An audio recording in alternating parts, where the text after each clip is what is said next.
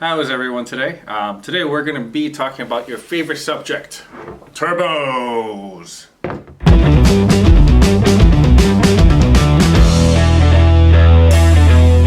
We deal with a lot of turbocharged vehicles. Genesis Coupe, Ford Focus, STRS, Kia Stinger, Hyundai Veloster Turbo N, the Sonatas, Optimas.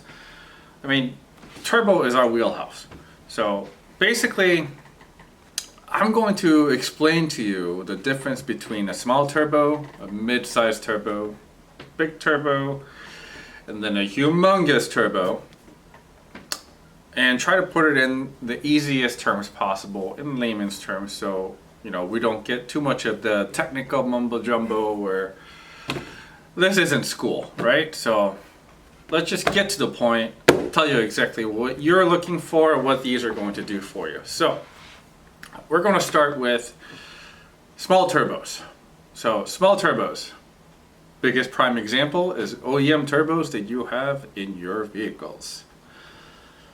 So these tiny turbos, the purpose of them initially was to replace a bigger displacement engine with a small displacement engine. So a lot of the V6s have gone away, and the companies have decided to build 4-cylinder turbo vehicles in order to make up for the difference between, let's say, a 2.0 liter 4-cylinder versus a 3.5 liter V6. They needed to add a turbocharger. Now, the OEM manufacturers likes to use smaller turbochargers. Basically, what this does is it gets rid of lag. So there is no turbo lag with a tiny little charger. So you will have peak torque as early as like 2,500 RPMs. The good thing about this is, let's say you're going for a test drive, you're just a normal everyday guy, you're just looking for a new car, and you just want something peppy, so you go for a test drive. Let's say you went to a Hyundai dealership, you decided to jump into a Hyundai Sonata. Back in early 2000s, they used to come with the V6. So you start it up, you get that, bigger engine growl, not the V8, but still bigger engine than a 4-cylinder. So you have a V6. You rev it, you give it gas, and you have that torque, and it's moving. Now imagine that, but with an NA 4-cylinder engine that makes 60, 70 horsepower less. Just wouldn't be fun. So with emissions regulations, MPG regulations and requirements, etc., these OEM companies decide to throw on a smaller turbocharger to give you that kick. So with a smaller turbocharger kicking in at 2,500 RPMs, now you're going for a test drive, you hit that gas pedal, the car is going to immediately take off.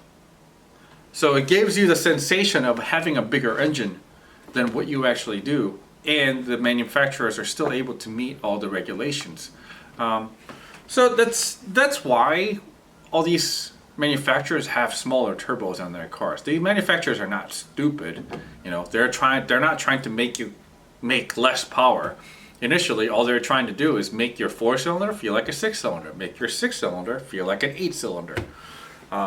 And while still retaining the characteristics of a smaller engine, such as better MPGs. So let's move on from there. So we get to most common turbo sizing. Let's talk about. So on a 2.0 is one of our basic 4-cylinder engines that you see on almost every platform, right? So with a 2.0, the size that we'd like to recommend is usually a GT3071, which is the bad boy right here. Gear a GT3071 on a 2.0 that revs to about 7,000 RPMs. You're looking to make around 400 wheel horsepower, around 350 wheel torque. Give or take a few depending on the configuration, let it be front wheel drive, rear wheel drive, fuel systems, etc., etc. But, that's about the range that these turbos will be at. See, the thing is, the bigger the turbo, the longer it takes for it to actually build boost and make power. So if you have, let's say, a GT3071 on your Genesis Coupe 2.0, you're not going to feel that initial kick of that OEM turbo. If anything, you're going to feel what they call a turbo lag, where you get on the gas and you're sitting there like, okay, where's my torque? By the time it hits 3,000 RPMs though, is when your torque starts coming in really hot, and it's going to keep pulling all the way to the red line. So if you look at a dynograph of an OEM turbocharged vehicle, you're going to see a torque graph that goes up very almost instantaneously and then start to drop towards red line. And following that torque curve, you're going to see a horsepower graph that tries to go up and then fall on its face towards red line. Now with a turbo like this, it's going to be almost a flipped graph where you're going to see a torque curve that slowly climbs up, peaks, and then flattens out.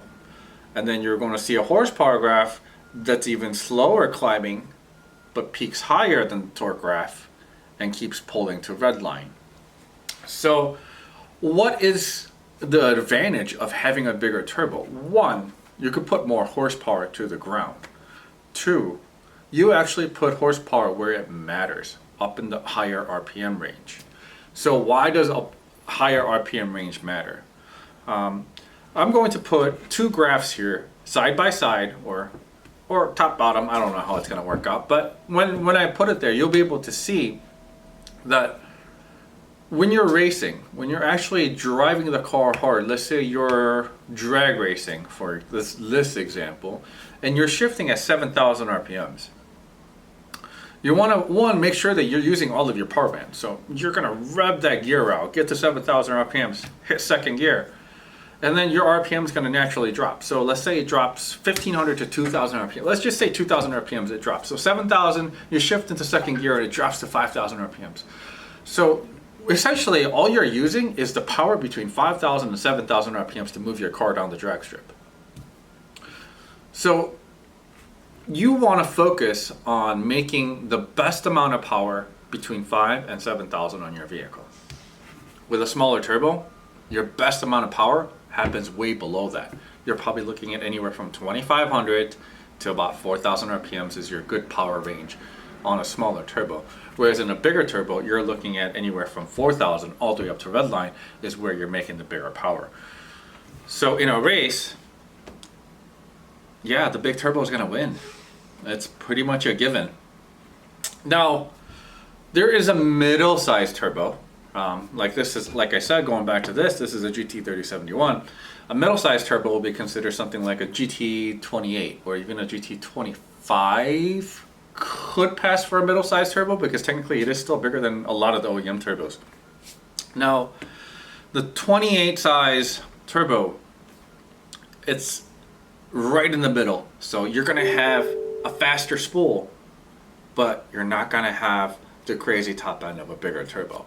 Now, numbers wise, so let's look at numbers like this. I'm just going to use a Genesis Coupe as an example. OEM Genesis Coupe 2.0 turbo always has higher torque numbers than horsepower numbers when tuned. So let's say a 2013 Genesis Coupe 2.0, 93 octane with full bolt-ons. Average number, you're going to see 350 wheel torque, 290 wheel horsepower. Okay, so you're going to see a graph go up, down, 290 horsepower go up and down. Now it's that same exact car you throw on a GTX28 or GT28. Now what that's going to do is it's going to actually keep the torque number where it is, but push it back maybe another 500 RPMs or so. So instead of 2,500 RPMs, it will probably be around 3,000, maybe 3,200 RPMs of peak torque, but it's still going to be able to hit that 350 number. It's going to hit that 350. And it's going to take that graph and go straight across, and it's most likely going to hit that 350 wheel horsepower number as well. So now, not only did you not give up too much of the spool, but you brought up the top end from 300 to 350 by going with a mid-size turbo. If you look at the graph of mid-size turbo, it's basically what we call a flat power line. So it's a flat torque curve is what we would call it. So if you look at the power line of it, you have full power from when the turbo spools up at low RPMs all the way to red line. Let's move on to a GT30, so 3071, 3076. Same exact car. We're going to throw this on there, and what we're going to see is we're going to still see 350 wheel torque because these turbos will still move the amount of air. But now we're going to push back the RPM even more for when the peak torque comes in. So we're looking at anywhere from like 3,000 to 3,500 RPMs, depending on if you have the GTX or the GT, and your exhaust setups and such. So it's going to come up, hit the 350. The torque's going to flatten out, but the horsepower, because of the bigger wheel and housing, it's going to keep on pulling. So now we're looking at about 400 wheel horsepower at the end of the red line. Now, as bigger we go, the trend is we're going to give up the spool time. So obviously, you are seeing a 2,500 RPM torque versus 3,000 RPM torque versus a 4,000 RPM peak torque. But by giving up the lower end spool, you're basically getting the top end gains of horsepower. So keep that in mind and how that works. There is too big when it comes to it. So let's say you decided to go a GT35 on a stock block 2.0. I personally think that's a little too big, because now instead of 4,000 RPMs of peak torque, now you're pushing yourself back to 4,500, 4,700 peak torque, right? Now from there, you only have like 2,500 RPMs to go until you hit your red line. Now obviously, if the engine was built and you're able to rev out higher, if you're able to even push even more boost, then obviously this turbo is going to make a lot more horsepower than the other turbos.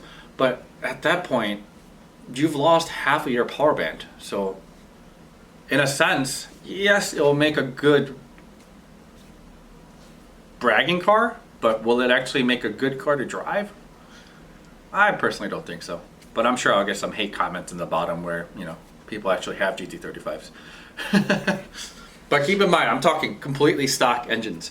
All right, so back to what we were saying. So I hope this video actually clears up the difference between the turbos and what you should go with.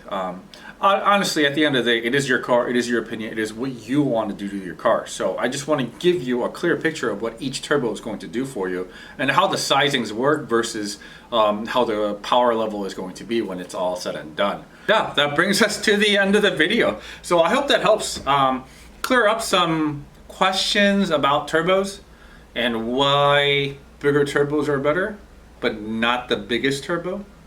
So yeah. If you have any questions or comments, don't be mean, but leave me a comment. I'll try to get back to you. All right? Here's the next time.